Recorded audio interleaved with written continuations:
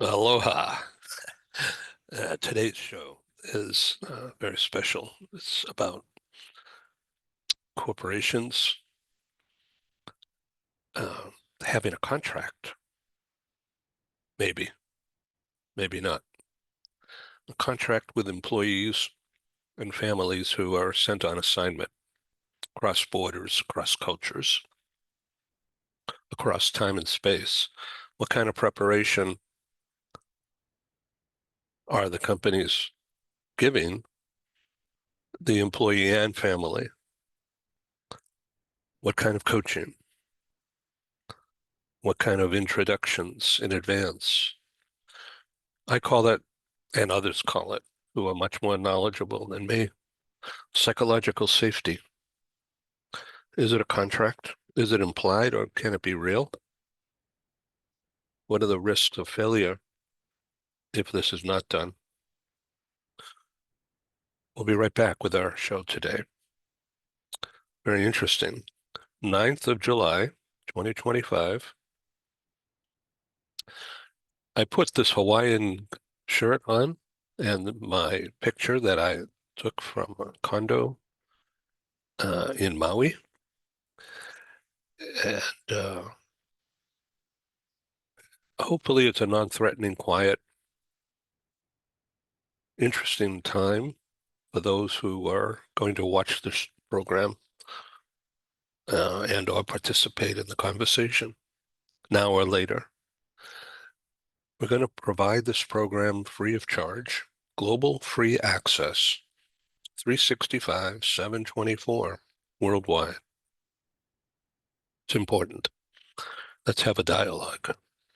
Let's strengthen international business relationships at the same time as we are discussing preparation of employee and family before leaving for an assignment, maybe even before the employee is selected. Consider that. Okay. We'll be, you know what? We're going to continue this broadcast right now. I was going to take a break, but we have some people ready to come in. Stand by.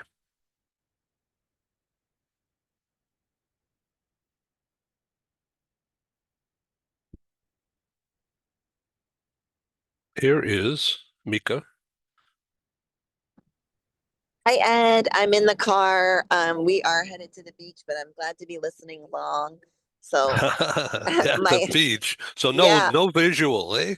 no visual, and we're en route, but my Gen Z son is driving and will likely listen along too. So, I'll let you know what he thinks. Okay, so this is really great. Well, can you see me? Yep, I can see you in your rainbow. Yeah, okay. So I was just announcing the program to the um, subscribed audience, not the live audience today, but in the streaming of this recording later. They'll hear my remarks, and I'm going to repeat them now for your benefit and to get your input. And this is all about assignment management and uh, also in prep for that assignment.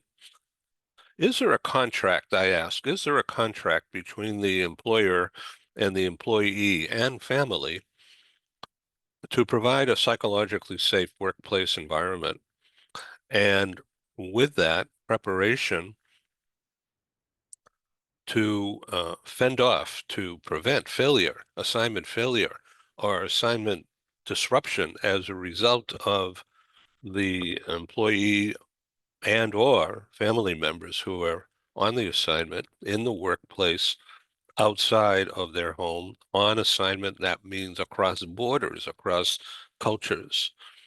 This is a really important topic because a lot of companies don't do that, I'm understanding. We're going to welcome here to the program Ron Cooper. He's just coming in, and I'll make an introduction. Hello, Ron. Aloha. Hey, good morning, Ed. Aloha. How it is looking good. Okay, this is Mika in her car and her son driving to the beach in Virginia. No, Maryland, right? Well, we just crossed to Virginia, and then we'll be getting into South Carolina in a couple hours. South Carolina, Myrtle Beach? Yep, that's where we're headed. Oh, well, that's a playground. I've never been there, but I've seen pictures. Ron, have you It's been to Myrtle Beach? oh well, Marty and I have. It's a great place. You will love it. So Mika is in business for herself now. Mika, why don't you self-intro and explain to the audience what Yeah, what your work life is these days? yeah, these days that does look a lot different than in the beginning. So I'm Mika Cross. I'm owner and operator of a small boutique workforce and leadership development consultancy called Strategy at Work. We are a proud veteran owned, service disabled veteran owned small business. And, I come to this work after serving on active duty in the United States Army, both as an enlisted soldier and as a commissioned officer. And then I worked all across the United States government, the nation's largest employer, in areas like the U.S. intelligence community with the top secret clearance, the U.S. Department of Agriculture, the Office of Personnel Management, which is the nation's largest HR department, and the Department of Labor, among many others, before jumping over to private industry, where I worked for a fully remote company well before the pandemic called Flex Jobs, working with employers of all sizes, types, industries, and occupations who understand the importance of creating a great collaborative culture to drive results through strategic flexibility and also remote work, but not just that type of flexibility before owning my own small business, as I mentioned, strategy at work. So, our favorite thing to do is to partner with other businesses, experts, thought leaders to drive exceptional results and create inspired, healthy, thriving workplaces. Well, that sounds really grand. But Ron, she has actually done that. She was a pioneer, I don't know, 15 years ago, maybe even longer, working within the Department of Labor uh, for to generate positive feelings for flex work. Um, Yep. Yeah, yeah. I'm So, very and part of that was psychological safety too, right? To be able to figure out the best ways of working, because it's definitely not a one size fits all approach when you're talking about hundreds of thousands of people that you have to lead. yeah, Ron Cooper. Mika. You live, if I recall correctly, in either Chesapeake or North Beach, correct? You got it. Yep. I am now living in the Twin Beaches area, right on the Chesapeake Bay on the Maryland side. So, Chesapeake Beach. And originally, I am from a very small town in rural Maine. So, I've always gravitated to the water, which is funny because now we're headed to the beach in Myrtle Beach. All right.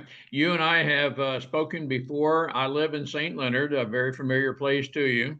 And so, yes, I'm always interested in collaborating with you, Mika. Likewise, I was excited to see you on the docket. So, I wanted to chime in, even though I can't be on the live video call. I'm here listening in and cheering you on.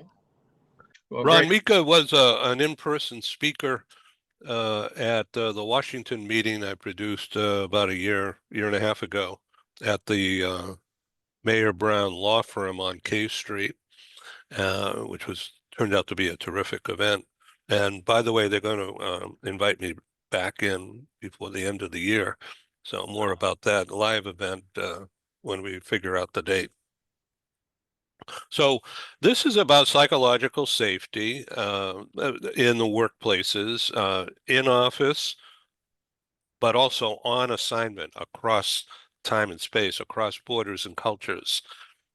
And the concept here is there a contract, verbal or written, between the employer and employee and accompanying family when the company sends a person on assignment? Psychological safety.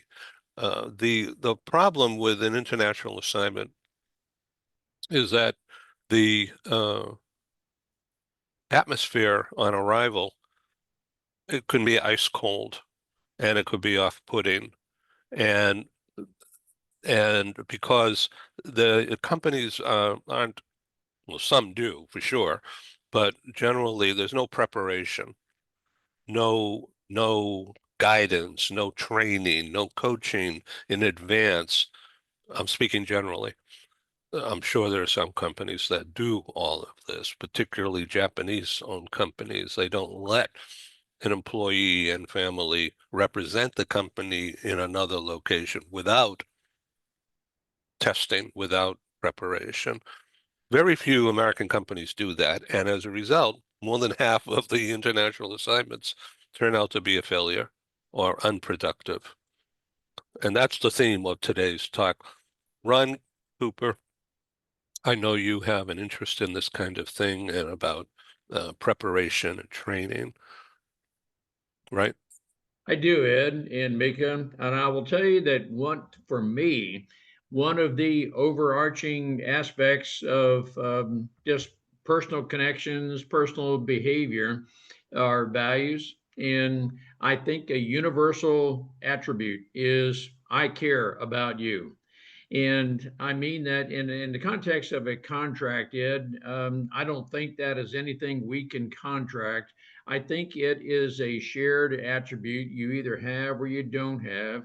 And personally, I like to interview people through open ended questions to know how they would deal with various scenarios. I want for the prospective employee to know one of the attributes, the core values of my company and myself is I care about you. And whether you work with me in person or remotely, I just want you to know that you are genuinely a part of us. That is a defining attribute of the culture that no matter where you are, whether you're caring for a child, grandchild, aging parent, whatever it is, we want to make certain that you have a skill set and you're hungry to learn, but I want you to know from me that I care about you, and that's how we integrate. Ed, it's somewhat of a long answer, but that's a lot of what I, Marty, and the Cooper culture represent, and it sounds like Mika might represent that as well. I think so, Mika.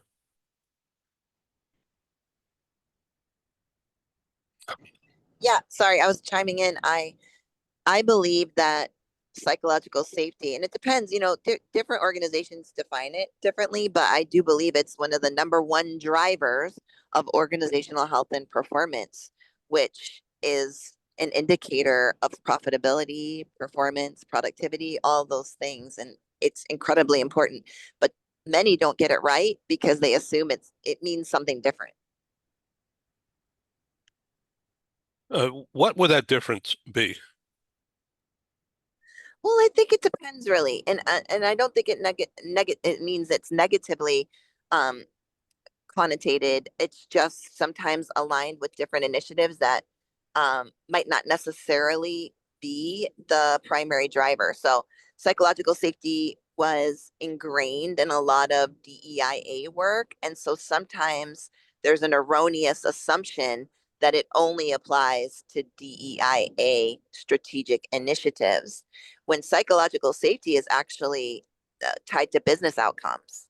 In fact, some of the leading research globally shows that companies and organizations that had strong levels of psychological safety, which I think originally was defined as having permission for candor, being able to take risks, feeling safe to poke holes in things and drive innovation and come up with creative solutions and ask the hard questions, but also feel as though, like what was just described, the company cares about you, will take care of you, will make sure that there is a place for you and that your work is aligned to the mission and the organizational drivers that matter most. So I think it means all of those things.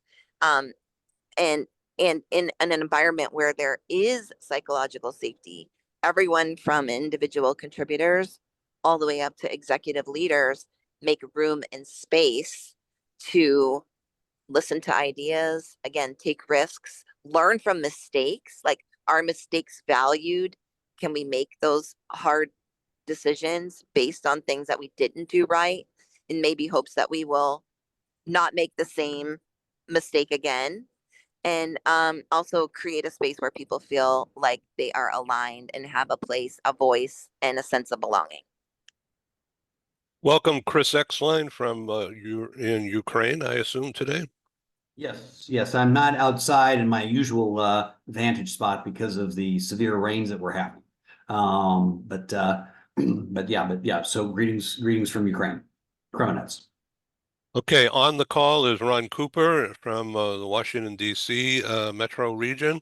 And also on the call is Mika Cross, who's driving with her Gen Z son to Myrtle Beach, South Carolina. And on the audio, meet Chris Exline, if you haven't met him already. Hi, Chris, Mika. Nice to meet you. yeah, Wish I was going to Myrtle Beach. Chris, just a little bit of an aside. Mika and I live maybe 45 minutes apart, and in Maryland. But Ed, I'll advance what Mika was saying. I think some of the things that the defining, or let's say sometimes some of the separating attributes of a good leader in the context of care and so forth. Some leaders would say, I just can't go that far, whatever, however you define that. But in the context of employees, I do want to know their strengths. I want to know how they contribute to the strategic goals of my company. And I want to know about them. I want to know about their personality. I want to know about their emotions and so forth. And when we are at a point where we can understand each other and freely discuss these things, I know exactly how you'll fit with the organization. I know your contributions to my team, and I care about you. And some people would say, "Well, gosh, I can't go to that depth. I've got higher priority things to do." But I think in the context of, we frequently hear the expression, "People are our most important business." But I'm the kind of person that I do want to know exactly who you are, your strengths, and how you can contribute to the company. Again, we've said many times, people stay or leave with an organization because of people. yeah, that's for sure. So, Chris, the theme here is psychological safety in the workplaces, wherever that may be, in an office, cross-border on assignment, or just simply remote rather than in an office. And you're in a war-torn area, and your employees in Ukraine, anyway, you're a global company, but your people inside Ukraine are under tremendous psychological stress, I would imagine. Chris? It's unquantifiable. Ed. There's Yeah, no way that right. anyone can do this. And I don't know if your listeners know, but I've been in Iraq, Afghanistan, South Sudan, Libya, Madagascar, Djibouti, some other quaint locations. But this one is more harrowing. And what I mean by that is the war affects every single person in this country. They know somebody that has been that's paid the ultimate price to defend this country's right to exist. They have people on the front lines, whether might be their father, might be their husband, might be their son. So it's so sometimes I wonder, why are they even showing up for work? And so you've got to, it's one thing to develop leadership skills and have them, I think, as Mika said, align with your corporate strategy or corporate purpose, or as Ron so eloquently said, making sure that you're looking at that person's strength to make sure that they jointly contribute to the overall goals. Here, it's you just throw everything aside, and I think some of the most powerful leadership things that I've done have just been showing up and listening, and not understanding that if the business model of what we do works, then things will take care of themselves. And one of the things I did early on, as you know, because you and I were talking about this before I even got here, I wanted to make sure that my leadership style was, I want my actions to be my statement. If I have a chance to make a difference, that's a chance I have to take. We're not an NGO, we're not a charity. And I tell our people and other people with whom I speak, we have a responsibility to introduce innovation, to bring something new to the market. We have to do something that makes a difference and is relevant. And we have to make a profit. I mean, we're a business, and we have to make a profit. But by that, we also have to make sure that we are one of the best corporate citizens and we are serving the communities that we ask to be our customers. And to that end, I've donated over 8,000 mattresses out of my own pocket to the troops, to the orphans, to the elderly, to the schools. And when we're talking about leadership here, when you are doing that, and when these Ukrainians see that some American from Hong Kong, no less, an American from Hong Kong is not just talking about, oh my gosh, that's really tough, and we're actually doing it, then that instills a confidence in the organization. It instills confidence in that, one, they understand that we have to make a difference. It instills confidence that I actually care. It's not talking. And it instills another confidence that we are a company that has patient capital. What I mean by that is I'm not under any pressure to generate certain top line revenue numbers or metrics. I don't have to make certain profit motives. I don't report to a board or private equity investors or bankers. And so and it's a very unique position. There aren't many of us out there that own 100% of a company this size. But by doing so, my staff here realize, wow, you know what? He's here to stay. And by donating all of these mattresses, they don't, they know there's money somewhere.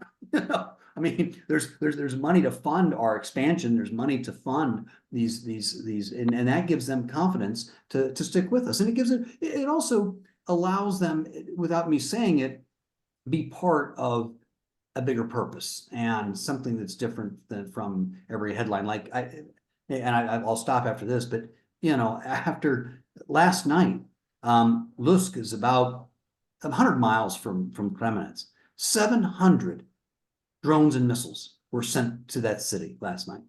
700. I mean, at some point, and I give credit to Trump. Not often, but today I will. He says, it's his words were, I think I read, we're just getting a lot of bullshit.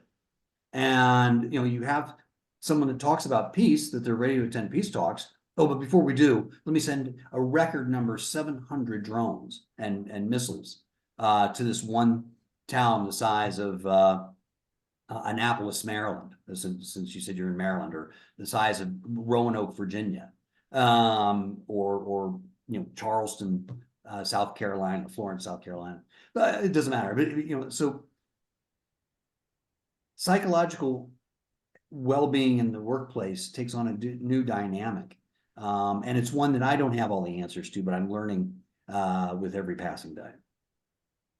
And you're located in, without divulging to the world here, in the Northwest area. First off, everybody already knows where I am. So there was a yeah, I'm in Kremenetz. We're in Western Ukraine, and we're a small town of 20,000 people.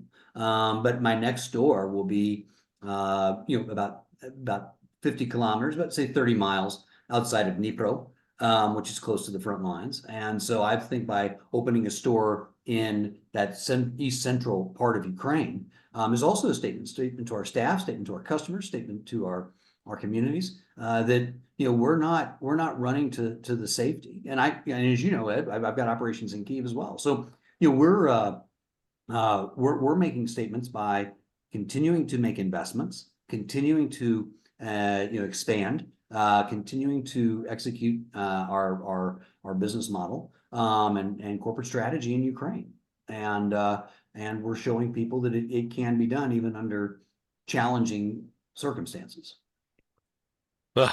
It's breathtaking. Mika, what do you think of all this?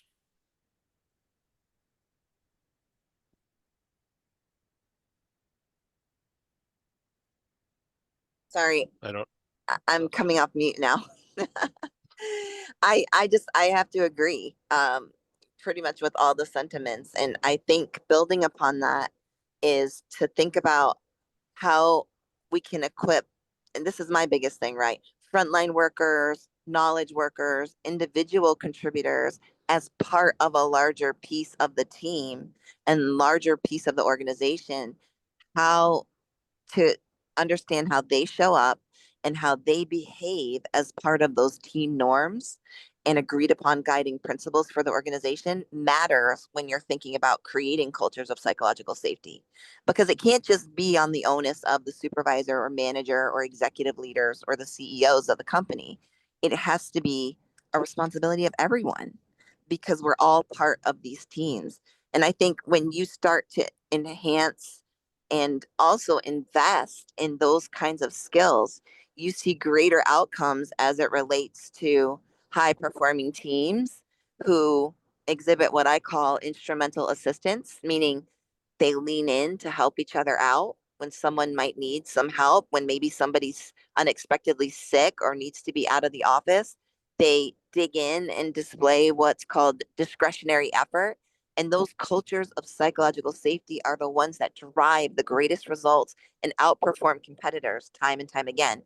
I think sometimes we get wrapped around the axle with the definition again, what we call things, rather than teaching the skill in how teams can enhance their performance, can enhance their productivity, and drive those exceptional results that any employer wants through these skills of connection, collaboration, creating space, active listening, feedback, and aligning to meaningful work. oh, that's really smart, Mika. Let's say hello and welcome, Sandra. Hello, everybody. I apologize for arriving late, but there was a mess here with my dogs. But anyways, nice to be here. Thank you, Ed, for inviting me. Yeah, okay. This is Sandra, and she's in the Houston area. Just returned Mika. Mika Cross is riding in a car towards Myrtle Beach, South Carolina at the moment. And Sandra is in Houston. Sandra and her husband, an engineer with Saudi Aramco they were in Saudi for what, 9 years and just returned from that back into Houston. Mika is an old friend for many years. She's worked in the U.S. government across different agencies at senior levels, and now is in business for herself. Mika is a former Army officer and involved in IC as well. Sandra has become a wonderful friend and a voice of expat on assignment and now returning and dealing with issues. Sandra, we're having a conversation about psychological safety. Yes. Is it a company's contract, written or non-written, with the employee and family before they go on assignment to prepare them for that assignment, to reduce risk of not only failure, but divorce or Yeah. the spouse being so upset and out of sorts and uncomfortable, it impacts the employee's performance and the assignment blows up. Anyway, that's what we're talking about here. I welcome your opinion on the idea of psychological safety because you've been going through that. Yes. Thank you very much. I will continue to listen a little bit more and see what everybody else has to say, and then I will pitch in. Thank you so much, Ed. Okay, so I want to introduce you to Chris Exline, who the very wonderful guy. We've known each other 25 years or more in business, and he's live reporting from Ukraine at this moment. Yes. Nice to see you again, Chris. We saw each other last time. Yeah, Nice to see you and again, Ron Sandra. and Ron Cooper. Yes. Ron, I see you have a hand up. Ed, I was going to advance what I believe Chris was saying, and I think it aligns with Mika and very possibly Sandra as well, in the context of discretionary results. In the context of that term in a business model, Chris, you, it seems, want to have the capital to give away 8,000 mattresses. And I'm going to use the term community outreach. And you've chosen to structure your business model that way. I choose to do something similar. I'm not dealing in mattresses, but I do want to extend to my employees that, again, I mentioned to before that I care. Now, in the context of Chris, I just learned you have a family situation that just evolved, and it would probably be good for you to take some time off to go to Hong Kong and so forth. And so, in the context of caring about our employees, the business model, yes, we have to have a profit if we're in a for-profit business, or at least not be in a negative cash flow. But all of that in context, I believe that when the people and processes are in place, the business model, I can say, yep, Chris, certainly you need to take time off to be with family. You do whatever you need to do. And I, as a senior leader, have structured my business to be able to perform without you for a short period of time. We'll welcome you back. But in the context of I care about you and everything that surrounds your life, I want for you to take the time off. And we will make adjustments. And as Mika was saying, there are times when we want to have a business model that almost encourages failings as we are thinking innovatively, because not everything's going to work. And so that's just a lot of the things that I think about, Ed, as I'm processing what Chris, Mika are saying, and how we can actually have a thriving business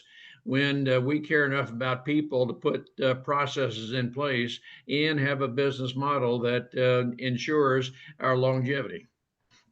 Ron, it's just an honor for me to have you so frequently on the Global TV talk show,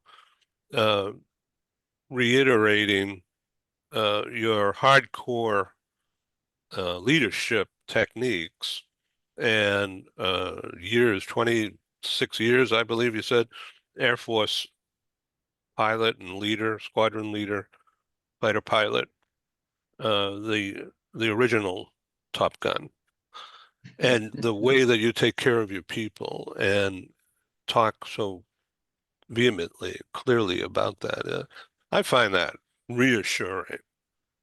No, I'll just say very briefly, and I think Mika knows this, that there is a discipline with those in the military that we necessarily have to have a discipline to continue doing what we're doing. But you know, a lot more can be said about that. But that's just that one attribute of a lot of us who serve in the military.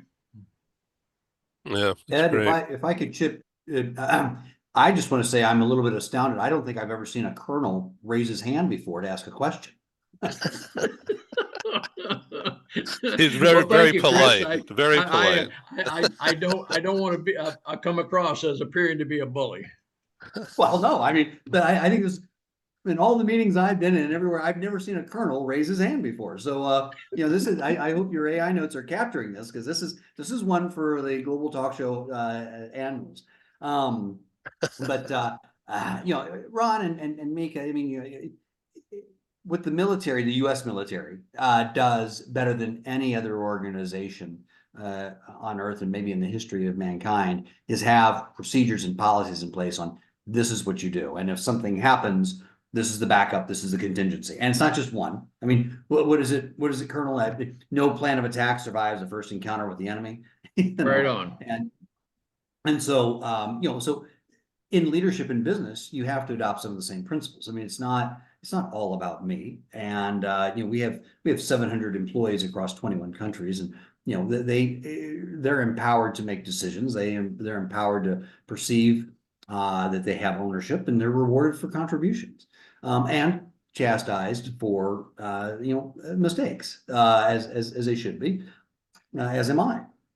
But Yeah, I know, and thank you, Ron. Yeah, today is a very difficult day. It's been a really just an effing tough year personally.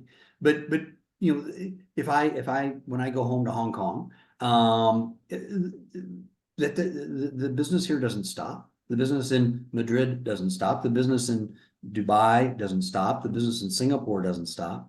You know, I think that when you're dealing with, and you and Mika can expound upon this better than I, but you know, part of creating a healthy psychological workplace is giving staff clear direction on what you can do, and more importantly, what you cannot do. And as a company, this is what we will do, and this is what we will not do. And you know, as a company, you know, we're Mika and Ron. I'm a qualified contractor, so they know what that means. What that means is we work with the federal government every day. We're fully vetted by the European Union, the Foreign and Commonwealth Office of the UK, and the State Department. A little bit of the DoD, but mostly state. So I'm kind of on the bad side of that, but I'm more of State Department. But having said that, you know, for us, an inducement can never ever be entertained. And when you're dealing in a country like Ukraine, or when we deal in India or Afghanistan or Iraq, you know, where those are considered common business practices, it's like, no, we're just not going to do it. One, you know, it says something to the staff when you say, you know, no, we're not ever going to do that. And when people have said in certain meetings, well, you know, this is kind of how it's done, it's like, you know, maybe it is, but we're not going to do business with people that perceive that that's the way to advance. And it's another statement of strength psychologically for them. It's like, you know what, these numbers are big to you, but for us as a company, it's not even important. And there's nothing, there's not one contract someone can put in front of me that's going to be big enough for me to shatter our reputation. And I know Ron has told this, he hasn't used the same analogy that I used, but the exact same. Ethics is like glass, okay? It's either broken or intact, it's never bent. And once you shatter glass, you know, you're never rebuilding it. And, you know, so you wouldn't, because I don't think you drink as much as I do, but you know, in my world, you know, ethics is glass. And, you know, so I'd love to hear Ron's take on that. No, you're right, Chris. And we know the axiom that it takes time to develop trust. It takes far more time to reestablish trust. Marriage, any kind of relationship. And trust is a very fragile commodity that you work to earn that. And but I believe it's one of those things that you must display trust to earn it, to get it in return. And you must exude those kind of attributes of care to be able to receive it. And when that becomes a defining culture about you, your character, and so forth, you want to bring other people on, and you learn that through interviewing and learning people's values, that you want people in your organization who ascribe to and will propagate those values, because quite honestly, that's who we are, that's what we represent, and it's all about a branding statement. That's what I believe. Mika, let me ask you a question to take this in a bit of a new direction, but under the same umbrella. And that is the latest Supreme Court action about for the president having the okay to fire, terminate a lot of people working for the government. So that's going to create, of course, opportunity for you and your business. But what about the people's lives and psychological safety? What's going on there? Well, I think first and foremost, I mean, from a change management perspective, there's an awful lot of changes to the employment contract for public servants this year that I think people were expecting to some degree, but maybe not at the same level and at the same time as we're seeing now. So it's an awful lot of change to what I call that employment contract for government workers right now, especially in the federal space, in terms of protections, merit service protections, prohibited personnel practices, things that would safeguard one's career benefits, retirement in a way that I think shifted public trust and public sentiment to thinking that, oh, well, government workers are too comfortable in their jobs and can never be fired. That simply wasn't and isn't the case. Um, what what is the case is when you're dealing with the nation's largest employer of, nearly 2.8 million workers across the globe, it becomes a challenge to equip managers and leaders with the right kinds of skills to hold people accountable and to get things done sometimes when it comes to performance and conduct. Sometimes. But a lot of that comes down to skill.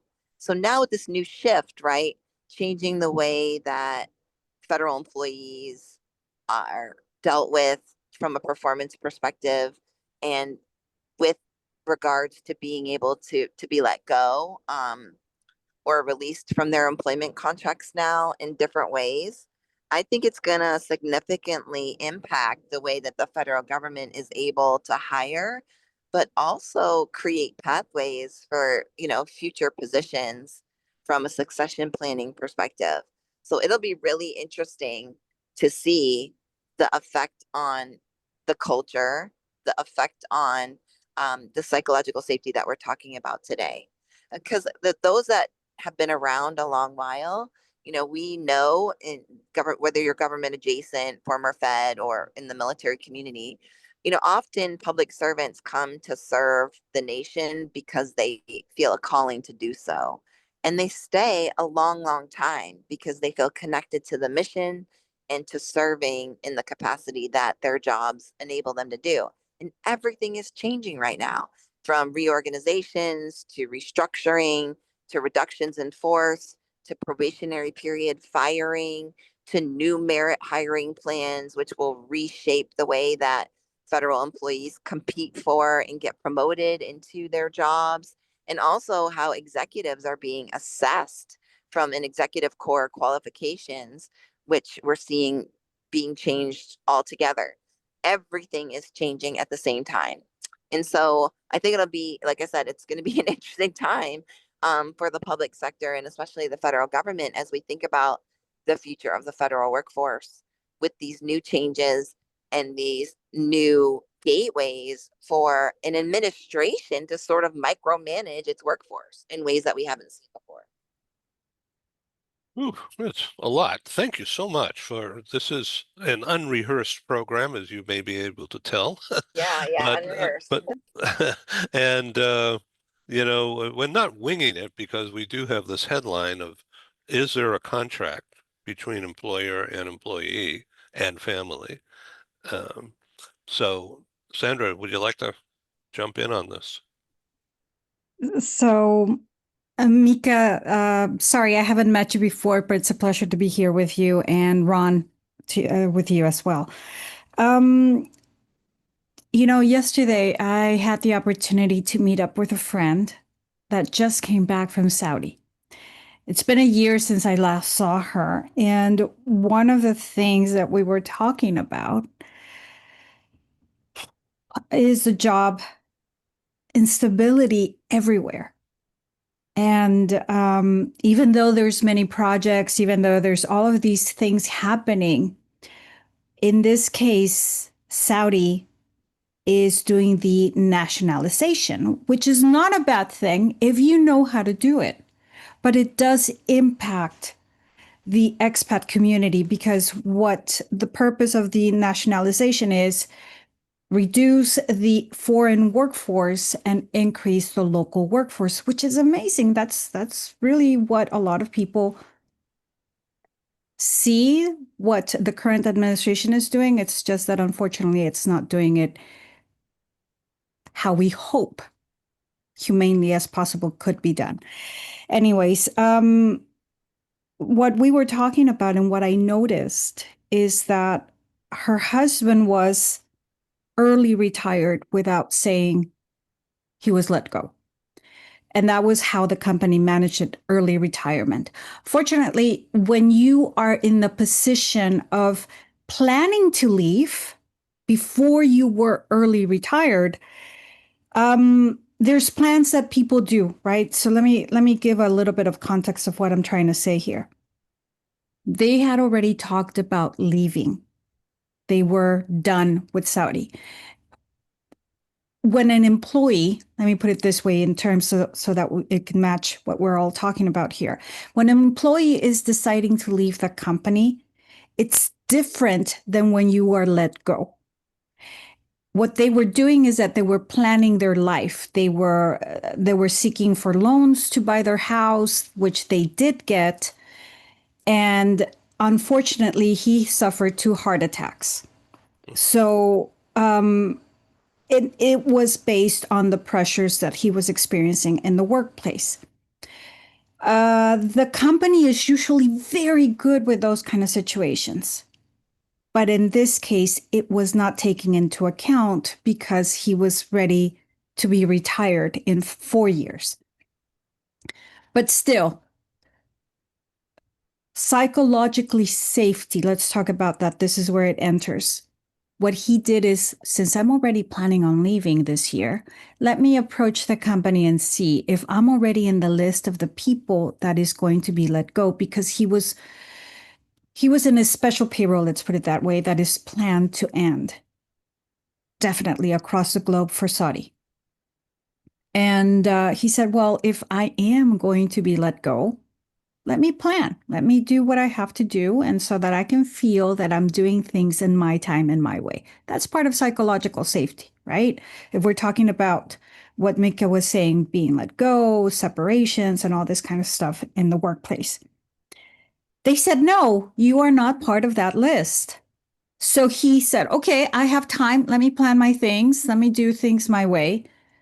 A month later, after he bought the house, after he asked for a loan, which usually takes about 3 years to pay off, he is told, you are going to be let go. He was early retired, but not with the package that they were told that he was going to receive. What happens is that when you ask for a loan in any foreign country before you leave, you have to pay it off, which meant that his life savings went towards paying that loan. Speaking of psychological safety, right? So now they're here. And what I noticed in my friend is, and I had to write this down because I didn't want to forget. I saw disappointment. I saw betrayal. I saw instability. I saw confusion. I saw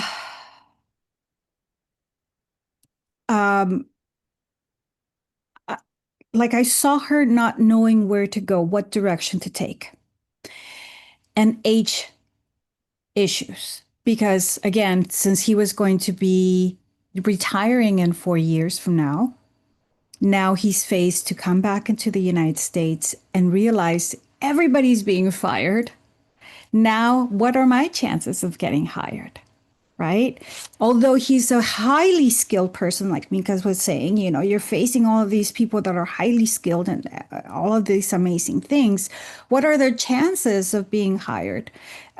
So my side of the story is that I'm talking about the people that now are out there trying to find a job. What are their psychological issues, right? What is their psychological safety right now as it is? I don't think anybody feels psychological safety as it is right now in this market. Nobody knows where they're going.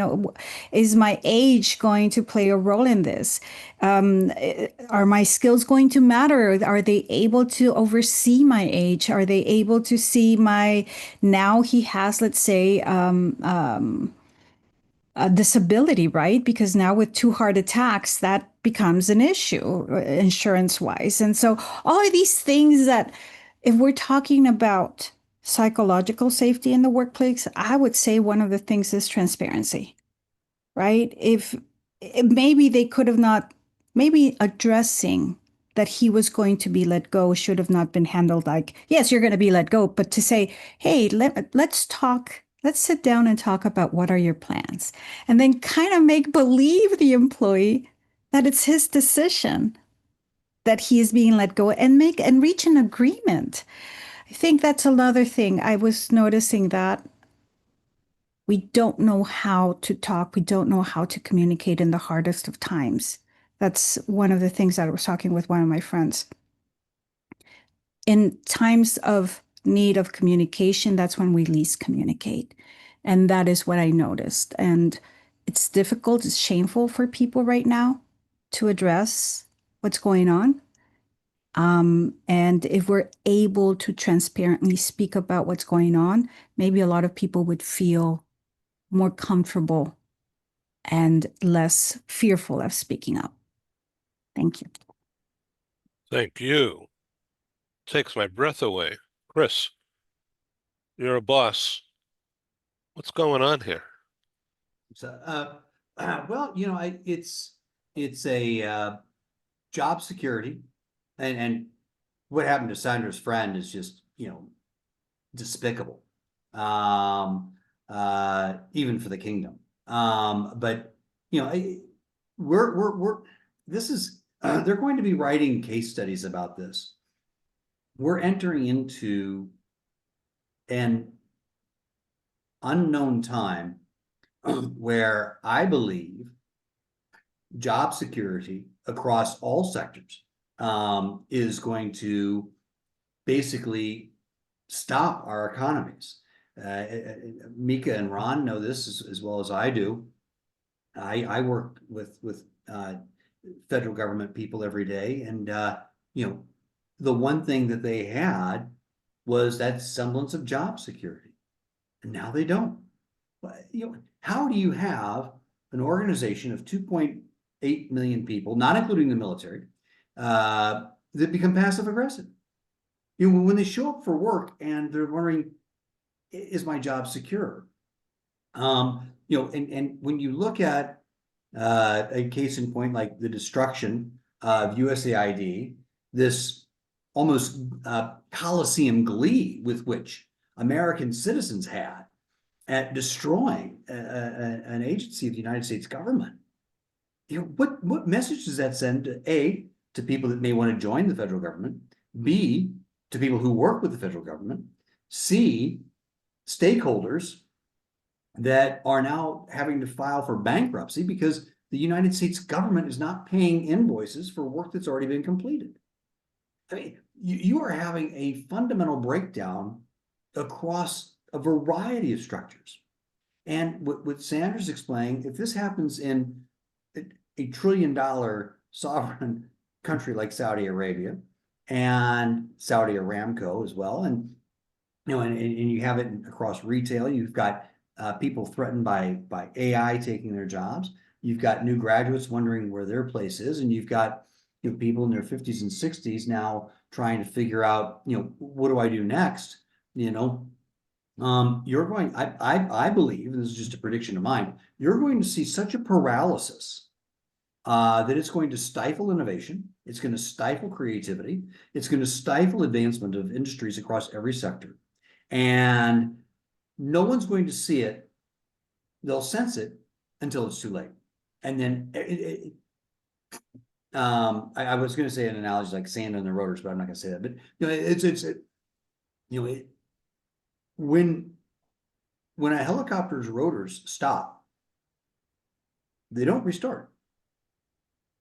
You know, and when sand gets in the brake lines, your car is done. You're going to crash. And people don't see this. And you know, I think that you, like Mika was saying, it's one thing to sit there and say, okay, we're going to revise all of this, and it's kind of a new game, da da da. And I also, listen, I understand that there's horrible inefficiencies, and it's not a USAID exclusive, and it's not a US government exclusive in every organization except for mine. Sorry for the Andy Williams Born Free ringtone there. Just letting you know that I am over 60 and, we still miss Andy Williams, but that aside,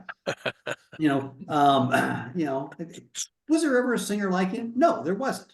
And that's the other thing. Music is so bad now. But what I'm getting at is, how do you create trust, as Ron was saying? Trust only comes from consistency. That's it. If you're not consistent, and if you're not approachable, then there's no trust. I mean, even a colonel has to be approachable. Yeah, I mean, listen, we know the chain of command. That doesn't even have to be. In fact, if you have to explain the chain of command, you've already lost it. But yet a colonel has to be approachable. If you're not approachable, you can't get any relevant data or information from what's going on within your own organization. And when you destroy USAID, it's not that USAID was bad. Parts of it were, of course they were. But you're sitting there having this, like Roman gladiator thing, like, yeah, it's slain, it's dead, it's they're all incompetent, they're hoarse, blah, blah, blah. What does that say to the 2.8 million people that work for our federal government?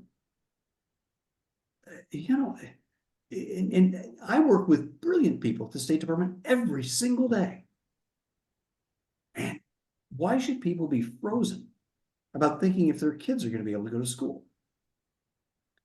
So we're not seeing the effects of this yet, and we won't see them for probably 18 months to 24 months. But when it happens, you're going to see the American economy just kind of, I believe, just kind of start to stall and stop. And you're seeing it in unemployment numbers. You're seeing it in difficulties of safety nets. You're seeing it in difficulties, like Sandra's saying. These people are now repatriated in the United States, and they're in Houston, Texas. And what do they do? And what is the future of renewable energy and fossil fuel industries and things like that? So I'll stop at that, because the three of you are much better at this than I. So that's just my 2 cents, as we say in this case. Yeah, Chris, I'll hopefully advance what you're just saying. But as a leader in a company, for me, it is appropriate to address the very overarching topic of living in financial balance. And where are you? You and your family. And if one of you were to, let's say, become disabled, you cannot work. Do you clearly understand your risk? And yes, in the context of government employment, yep, some people are being forcibly told to leave. And so now, what about we as leaders? Am I just going to tell you, well, good luck, I hope you can find a job? Or am I going to help you find a job because I care about you? But then also, hey, any number of what ifs can happen. And I just want you, as my employee, because I care about you, I'm going to talk some very general principles about living in financial balance. And I want for you to do your own what if analysis. Well, what if, and okay, you must accept whatever risk comes from that, but at least I want you to assess where you are in the general direction you're going. You may or may not want to change. If you want to discuss this further, I'm happy to discuss it with you. But I know that if things aren't going right financially at home, that's going to affect your job performance. And so I do, in fact, want to make that correlation. I'm not going to direct what you do, but I just want to make you aware of some of these financial principles, some of the statistics behind it. And I lead my life one way, but I just want I want to give you options to choose from, at least through awareness. That's a lot of where I am, who I am, and I just want everyone to be informed and hopefully not be radically surprised. And if I have to make a very, very difficult and uncomfortable decision that the company can't exist the way it's going, we're going to have to make some very definite financial changes. Chris, Sandra, Mika, hey, there's a possibility. I want to talk with you and just let you know. I want to give you a heads up that, hey, that's, and I do want to help you. But, I'm going to be that transparent. I guess that's a term that what I would use. Chris?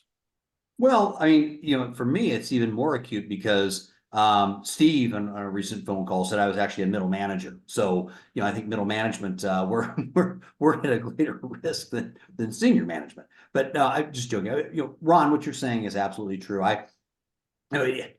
It's hard to have those discussions, and I'll just be honest, because when you want to be approachable, but yet when you start talking to people about their finances, they always have struggles. And then you've got to be careful. Do you manage that they're not resentful when you can't accommodate their lifestyle decisions? And so, it's a delicate thing. But yeah, I mean, home stress is and I tell this to our expatriates. The first thing when you're becoming an expat, how do you lead the people beneath you? Now this is what I say at seminars and conferences and MBA classes. When I teach it, it's like, it's a dream to become an expatriate. Okay, fine. You're there because your career is on an ascending trajectory. The people that work for you in Hong Kong, Dubai, Johannesburg, Madrid, it doesn't matter.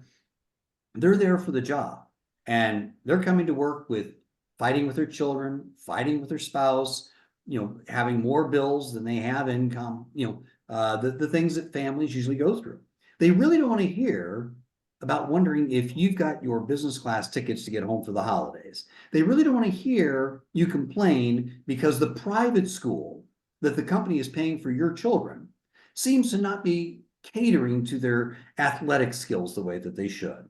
You don't want to hear that the housing allowance or your furniture rental allowance is not what you were expecting to get. So and they also know, and these employees are smart. They know that you're there for 2 to 3 years.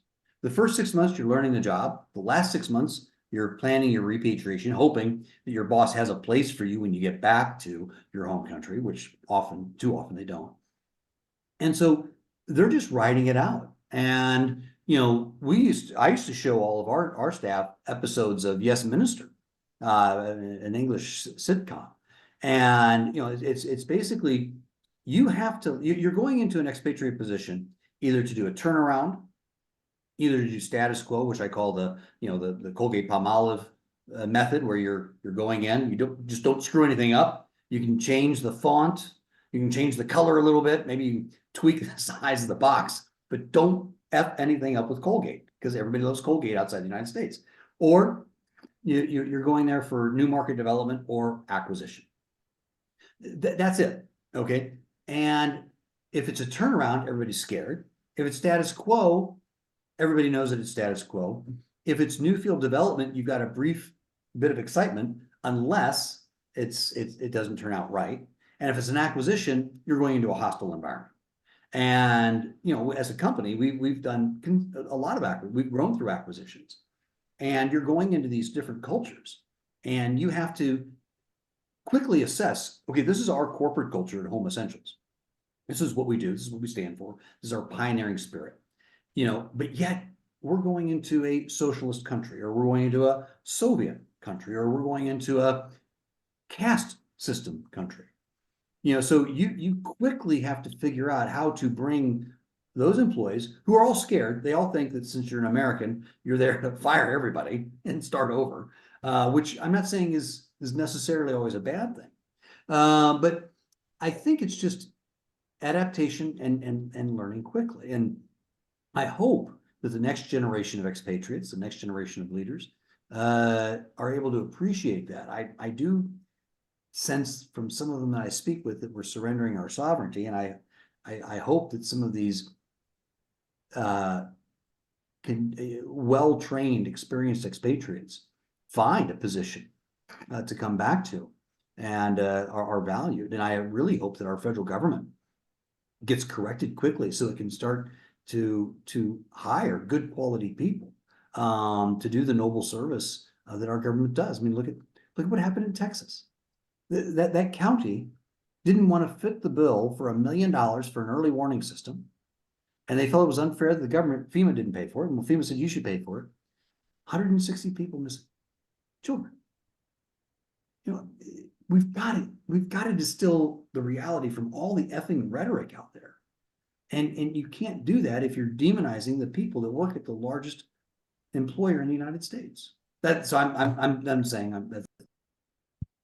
Mika. No, I agree with you in the total principle, Chris. I want to just make one clarification. In the context of finances, I'm addressing just in very general terms, just general percentages of what may be accepted practices at home.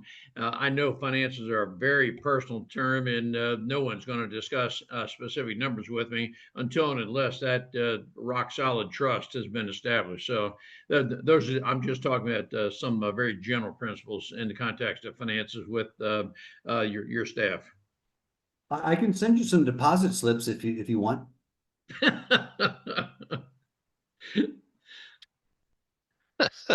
Mika, you still driving?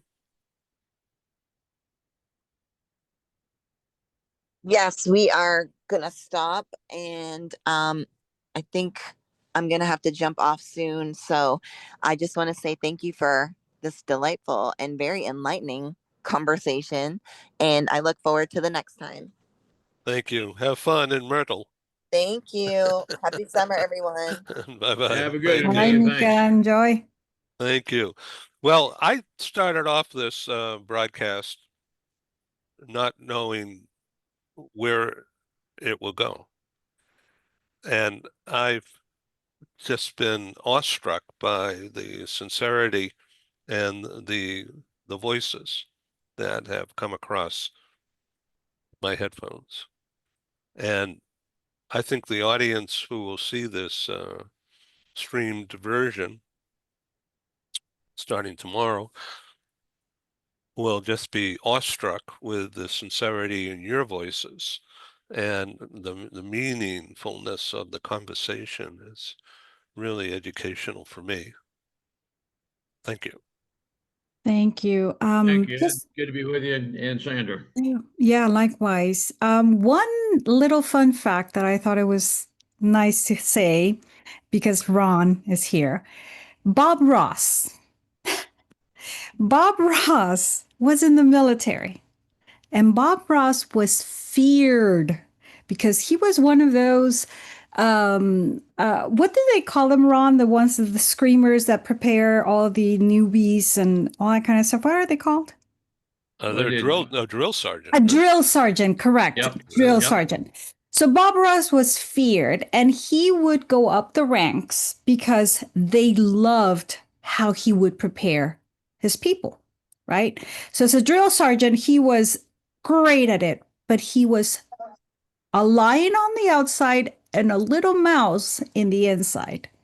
Why do I call it a mouse? Because he was the sweetest, kindest man. He would go home and cry because he would hate the way that he managed his life. He didn't want to do it anymore. And that's why he went into painting. And he would practice every single day to be better, to improve the sound of his voice, the way he did things. And so now we know, Bob Ross did it so well that he became this icon in this space, right? And I thought I wanted to mention that because we forget who people are. We forget to see people. And when we were talking again, about transparency, I say that one of the biggest ways for people to prepare for what's coming is to talk to people, not like children. We're not children. We need to stop treating people like children. I think a lot of people appreciate the truth. If they were to be told, look, there's like Ron was saying, this is what's going to happen. And what Chris was saying, we are experiencing change. We are going to go through some changes. This is what could happen. It allows and it gives people the opportunity to prepare. This is why I went into this business, because as a global mobility specialist, I never saw that the company was capable of telling the people that were coming back from assignments, you don't have a space in this company. They would just be like, oh, don't worry about it. We're working on it. I would struggle with not being able to tell people you don't have a place where to come back to. So I agree completely with the idea of transparency for preparation. If we could give people the opportunity to prepare, psychological safety would be probably increased a little bit more than what we want or we hoped. So thank you, everybody. Thank you, Sandra. I'll respond very briefly. The Bob Rosses and Ron Coopers of the world hopefully adapt to whatever environment we're in. And Marty, my wife, would jokingly tell the flight surgeon, don't bother looking for a heart or anything associated with it because the guy doesn't have one.